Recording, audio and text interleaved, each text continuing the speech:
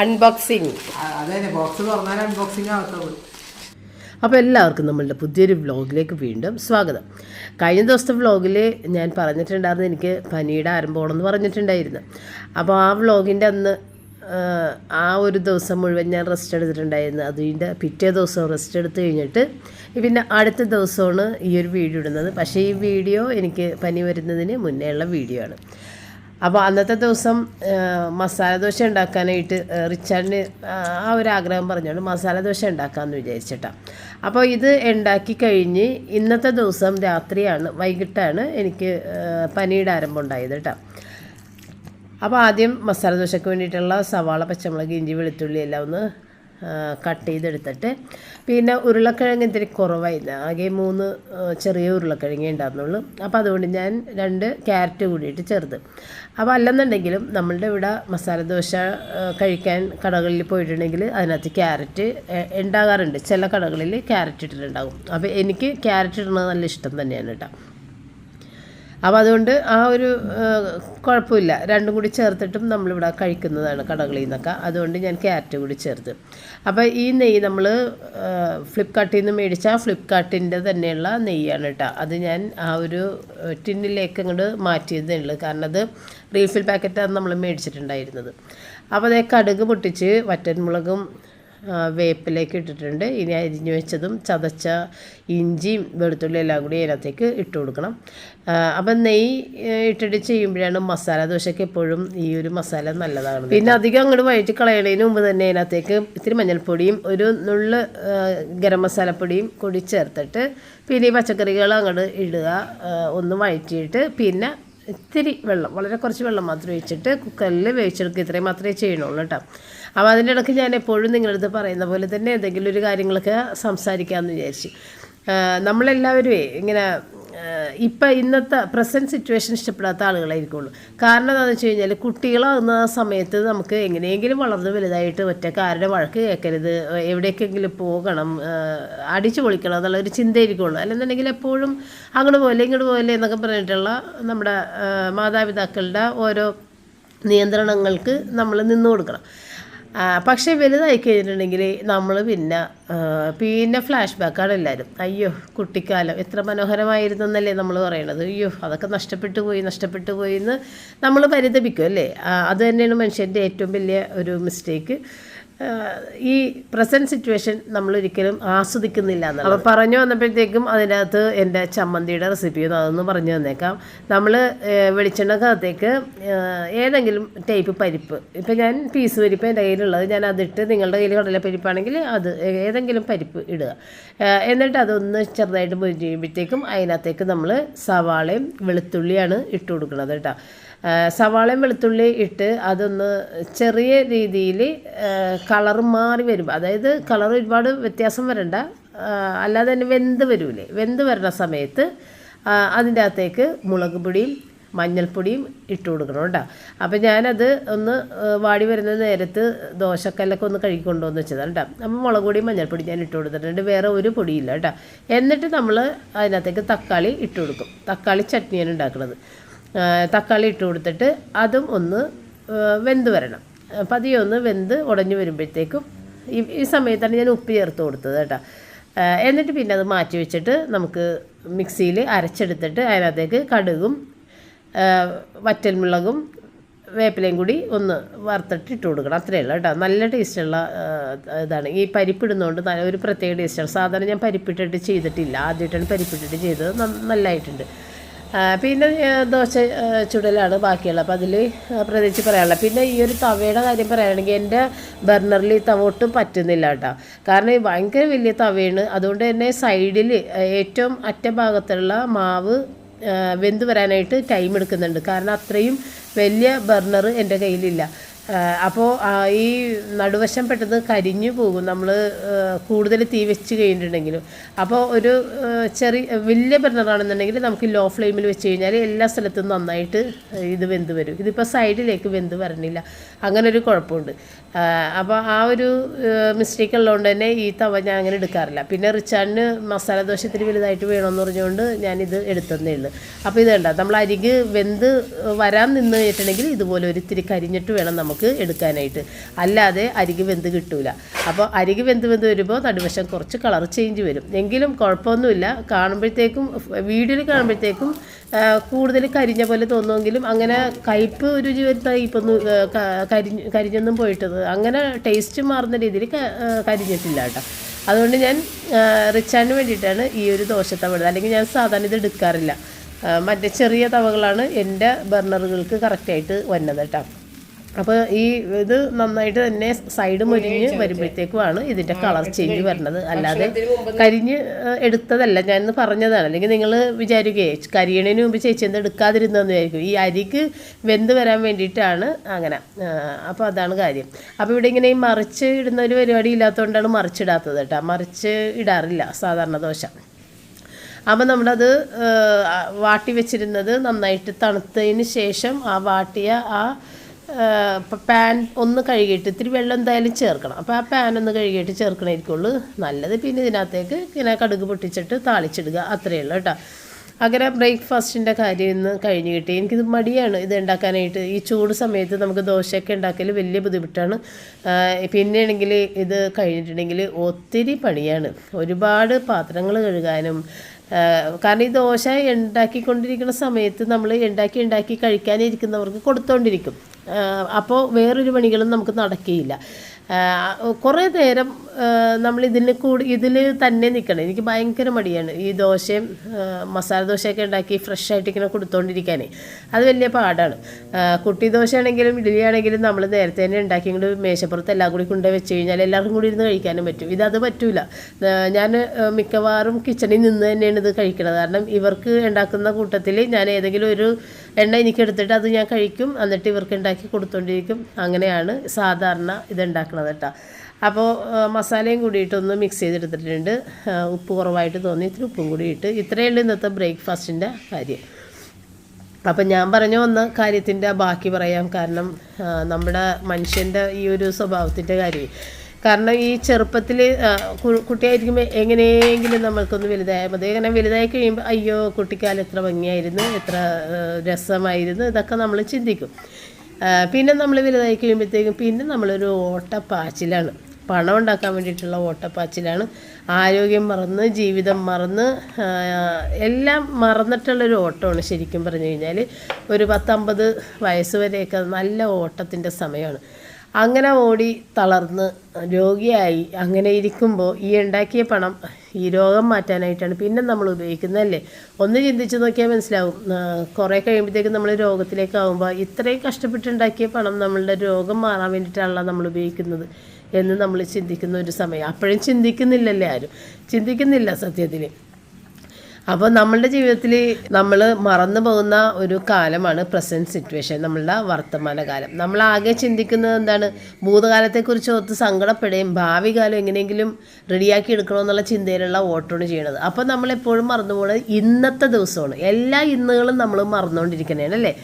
അതൊന്ന് ചിന്തിച്ചാൽ നമുക്ക് തന്നെ മനസ്സിലാകും എല്ലാ ഇന്നുകളും നമ്മൾ മറക്കണേണ്. അപ്പോൾ നമ്മൾ സന്തോഷിക്കുന്നില്ല എന്നാണ് അതിൻ്റെ അർത്ഥം. അപ്പം ഇന്നത്തെ നമ്മളുടെ ഉച്ചക്കുള്ള കാര്യങ്ങൾ കഴിഞ്ഞതിന് ശേഷം, അതായത് ഞാൻ മീനൊക്കെ വറുത്തിട്ടുണ്ടായിരുന്നു. മീൻ കഴിഞ്ഞ ദിവസം നമ്മൾ പുരട്ടി വെച്ചിട്ടുണ്ടായിരുന്നില്ല. അപ്പോൾ ചാള വറുത്തിട്ടുണ്ടായിരുന്നു. പിന്നെ ഞാൻ കുറേ അധികം സാമ്പാറിൻ്റെ പീസ് മേടിച്ച് ഞാൻ കാണിച്ചിട്ടുണ്ടായിരുന്നെന്ന് തോന്നുന്നു. അത് വെച്ചിട്ട് ഫുള്ളും സാമ്പാർ ഉണ്ടാക്കിയിട്ട് 2-3 പാത്രത്തിലാക്കി ഫ്രിഡ്ജിൽ വെച്ചിട്ടുണ്ട്. കാരണം റിച്ചാർഡിന് സാമ്പാർ ഇഷ്ടമുള്ളതെന്ന് വെച്ച് കൂടുതൽ സാമ്പാർ ഉണ്ടാക്കി വെച്ചിട്ട്. അപ്പോൾ സാമ്പാർ വറുത്തമീനും കൂടി നല്ല കോമ്പിനേഷനാണ്. റിച്ചാർഡ് കഴിക്കില്ല, റിച്ചാർഡിന് വേറെ എന്തെങ്കിലും ഉണ്ടാക്കണം. അപ്പോൾ അതുകൊണ്ട് ഈ മീൻ വറുത്തത് മാത്രം ഇപ്പം ചെയ്താൽ മതി. സാമ്പാർ ഫ്രിഡ്ജിൽ നിന്ന് എടുത്ത് ചൂടാക്കുക. അപ്പോൾ മീൻ വറുക്കലെല്ലാം കഴിഞ്ഞപ്പോഴാണ് നമ്മളുടെ ഫെറി ബോയ് വന്നിട്ട് എനിക്ക് ഇത്തിരി മീൻ കൊണ്ടുവന്ന് തന്നത് കേട്ടോ. ഈ കരിമീൻ ഞാനപ്പോൾ അങ്ങനെ കരിമീൻ മേടിക്കണത് നിങ്ങൾ കാണാറില്ല. ഞാൻ കരിമീൻ അങ്ങനെ മേടിക്കാറില്ല. അപ്പോൾ കരിമീൻ ഇത് അവൻ്റെ ഡാഡി ചൂണ്ടയിട്ട് പിടിച്ചതാണ്. അപ്പോൾ ഞാൻ പറഞ്ഞായിരുന്നല്ല, അവരുടെ വീട്ടിൽ അവരുടെ അമ്മൂമ്മ മരിച്ചിട്ടുണ്ട്, ഡാഡിയുടെ അമ്മ മരിച്ചിട്ടുണ്ടെന്ന് പറഞ്ഞിട്ടുണ്ടായിരുന്നല്ലോ. അപ്പോൾ അതുകൊണ്ട് അവർ നോൺ കഴിക്കൂല. എങ്കിലും ആ പുള്ളി ഇങ്ങനെ ചൂണ്ടയിട്ട് കഴിഞ്ഞപ്പോഴത്തേക്കും കിട്ടിയ മീൻ ഏതായാലും ആർക്കെങ്കിലും കൊടുക്കാമല്ല എന്ന് വിചാരിച്ചിട്ട് അങ്ങനെ കൊണ്ടുവന്ന് എനിക്ക് തന്നതാണ് കേട്ടോ. അപ്പോൾ അത് ചൂണ്ടക്കുളത്ത് ഉള്ളിലുണ്ട് ഒരെണ്ണത്തിൻ്റെ. അപ്പോൾ അത് ഒന്ന് ഞാനെടുത്ത് ആദ്യം മാറ്റാമെന്ന് വിചാരിച്ചിട്ട് ആ മീനിനെ ആദ്യം ഒന്ന് വെട്ടിയെടുത്തതാണ് കേട്ടോ.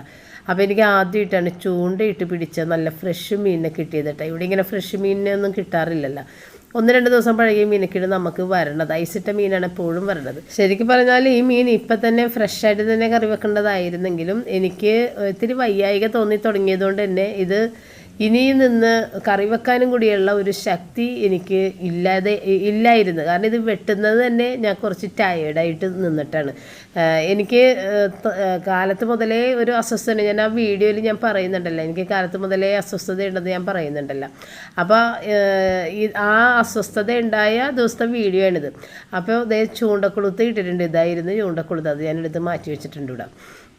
അപ്പോൾ അങ്ങനെ എനിക്ക് തീരെ വയ്യാതെ നിൽക്കുന്ന സമയത്ത് തന്നെ ഞാൻ ആ മസാല ദോശയും ഉണ്ടാക്കിയതും പിന്നെ അത് കഴിഞ്ഞിട്ട് മീനൊക്കെ വറുത്ത് എങ്ങനെയെങ്കിലും ഒന്ന് മാറിക്കിടക്കാം എന്നൊക്കെ വിചാരിച്ച് നിൽക്കുന്ന സമയത്താണ് ഈ മീൻ കൊണ്ടുവന്നത്, ഈ കരിമീൻ കൊണ്ടുവന്നത്. അപ്പോൾ പിന്നെ അത് വെട്ടിയെടുത്ത് അല്ലാതെ ഫ്രിഡ്ജിൽ വെക്കാൻ പറ്റില്ല. അപ്പം ഞാൻ ഏതായാലും വറുക്കാൻ വേണ്ടിയിട്ട് മസാല പുരട്ടി അത് ഫ്രീസറിലേക്ക് മാറ്റണേ ചെയ്തത് കേട്ടോ. സത്യത്തിൽ എനിക്ക് ഭയങ്കര വിഷമമായി. ഇത്രയും ഫ്രഷ് മീൻ ഇന്നുവരെ എൻ്റെ കൈ കിട്ടിയിട്ടില്ല. അത് കിട്ടിയ സമയത്ത് അങ്ങനെ തന്നെ ഫ്രഷായിട്ട് കറി വെക്കണമായിരുന്നു എന്നൊക്കെ ഞാൻ മനസ്സിൽ വിചാരിച്ചെങ്കിലും എനിക്ക് എന്തോ പറ്റണ്ടായിരുന്നില്ല ഒട്ടും. പിന്നെയാണെന്നുണ്ടെങ്കിൽ എനിക്ക് ഈ കറി വെച്ചൊക്കെ കഴിഞ്ഞാൽ എനിക്കാണെങ്കിൽ അത് ഒട്ടും ഇഷ്ടമല്ല. അപ്പം ഞാൻ വിചാരിച്ച് വറുത്തിട്ട് ഒന്നില്ലെങ്കിൽ ഫിഷ് മോളി ഉണ്ടാക്കാം, അതല്ലെന്നുണ്ടെങ്കിൽ വറുത്ത് തന്നെ കഴിക്കാം എന്ന് വിചാരിച്ചു. അപ്പോൾ ഫിഷ് മോളി ഉണ്ടാക്കിയാലും ഞാനും പപ്പയും മാത്രമല്ലേ ഉള്ളൂ. എനിക്ക് അത്ര വലിയ താല്പര്യമൊന്നുമില്ല. എനിക്ക് വറുത്തത് കഴിക്കണമെന്നാണ് ഏറ്റവും ഇഷ്ടം. മീനിൻ്റെ കറിയൊന്നും എനിക്ക് ഒട്ടും ഇഷ്ടമല്ല. അപ്പോൾ അങ്ങനെ ഞാൻ ഏതായാലും മനസ്സോടെ എടുത്ത് ഫ്രീസറിലേക്ക് വെച്ചിട്ടാണ്. അത് കഴിഞ്ഞിട്ട് മാറി എവിടെയെങ്കിലും കിടക്കണമെന്നുള്ളൊരു ചിന്തയിലാണ്. അല്ലാതെ ഇനിയും നിന്ന് കുക്കിംഗ് ചെയ്യാനായിട്ട് ഒരു താല്പര്യം ഉണ്ടായിരുന്നില്ല. താല്പര്യമല്ല, ആരോഗ്യം ഉണ്ടായിരുന്നില്ലെന്ന് വേണം പറയാനായിട്ട്. അങ്ങനെ അത് എടുത്തിട്ട് നേരെ ഫ്രീസറിലേക്ക് വെച്ചിട്ടാണ്. പിന്നെ അതോടുകൂടി ഞാൻ വല്ലാതെ അങ്ങോട്ട് തളർന്ന് ഞാൻ പെട്ടെന്ന് തന്നെ പോയിട്ട് മീനെല്ലാം വെട്ടിയതല്ലേ, ഡ്രസ്സൊക്കെ ഒന്ന് മാറ്റി മേല് കഴുകി അങ്ങനെ മാറി ഒരു കിടപ്പങ്ങോട്ട് കിടന്ന് റൂബിക്കും ഹാപ്പിയായി. റൂബി പിന്നെ എൻ്റെ പിന്നാലെ ഓടണ്ടല്ലോ, അങ്ങോട്ടും ഇങ്ങോട്ടും ഓട്ടമല്ലേ. അല്ലെങ്കിൽ ഇതിപ്പോൾ എൻ്റെ കൂടെ സമാധാനമായി സന്തോഷമായിട്ട് അവൾ കിടക്കണേന്ന് കേട്ടോ. അങ്ങനെ അവൾ ഹാപ്പിയായി. ഇന്നത്തെ ദിവസം തീർന്ന് രാത്രി ആയപ്പോഴത്തേക്ക് നമ്മുടെ റയൻ കൊച്ചു വിളിച്ച് ഇപ്പൊ ശരിക്കും ഞാൻ എന്താണ്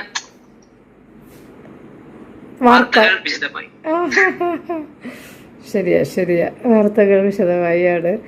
ഇനി ഞാൻ ഏതായാലും റിച്ചാർഡിൻ്റെ അടുത്തേക്ക് പോയിട്ട് അവിടെ ലൈറ്റ് ഓൺ ചെയ്യണമെന്ന്. എല്ലായിടത്തും ഇരുട്ടാണ്.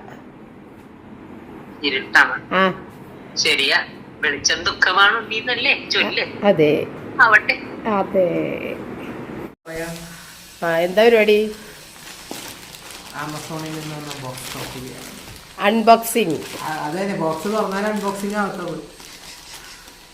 അൺബോക്സിങ് നടക്കണേ ആദ്യമായിട്ട് ഓർഡർ ചെയ്യണേട്ടാ ആമസോണിൽ നിന്നാ. യെസ്. പാക്കറ്റിൻ്റെ ഉള്ളിൽ വേറൊരു പെട്ടി. എനിക്കില്ലാത്ത സാധനം, കമ്പനി IQ. ഇനിയോ ഇതെന്താ ഇപ്പം ഈ ഫോൺ നീ മേടിച്ചത്? നിന്റെ ഫോൺ നല്ലതല്ലേ? അത് മേടിച്ചപ്പോൾ തന്നെ എനിക്ക് തോന്നി അനുഭവമാണ്. ചാടിക്കേറി എടുത്ത ഫോണാണ്. 1 കൊല്ലം അനുഭവിച്ച് ഇപ്പം നല്ലൊരു ഫോൺ വന്നപ്പോൾ എടുത്ത്. ഇത് ഫെറിൻ്റെ നിർബന്ധപൂർവ്വം എന്നെ കൊണ്ട് എടുപ്പിച്ചൊരു ഫോണാണ്.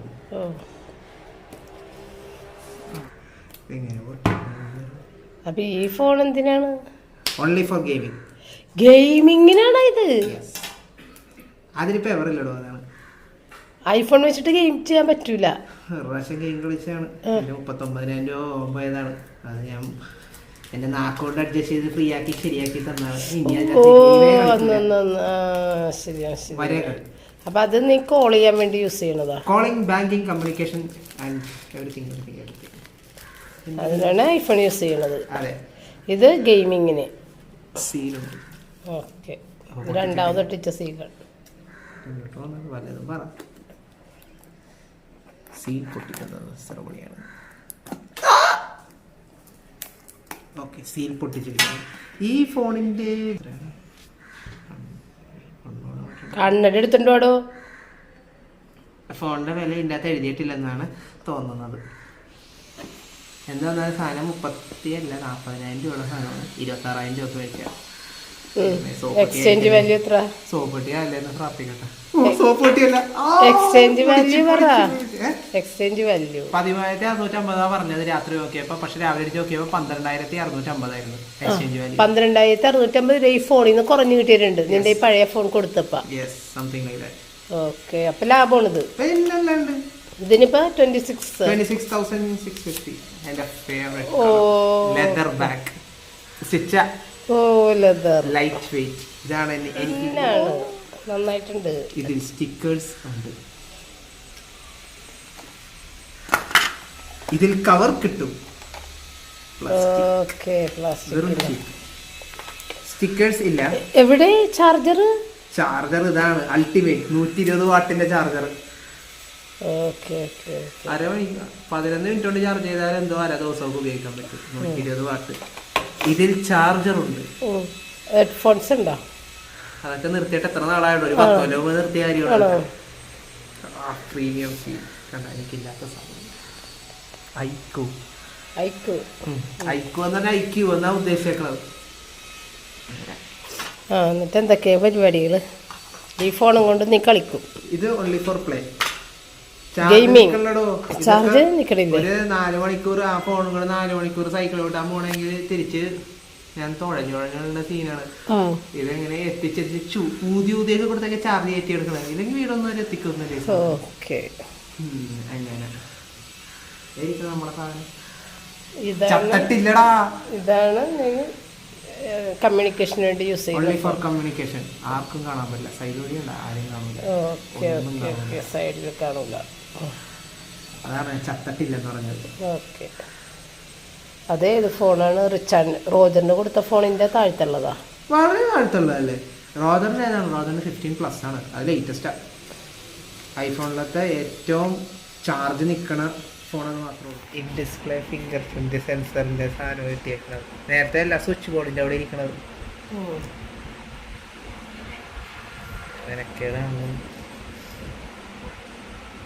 ഞാൻ കൊച്ചിന്റെ വിരൽ വെച്ച് കൊടുക്കാൻ പോണേണ്. അപ്പൊ ആരും ഓപ്പൺ ചെയ്യാൻ പറ്റില്ല. കൊച്ചിന് ഓപ്പൺ ചെയ്യാല്ലോ.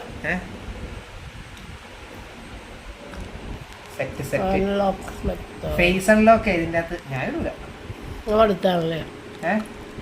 ഇതിന്റെ ഫേസ് അൺലോക്ക് എന്താണ്?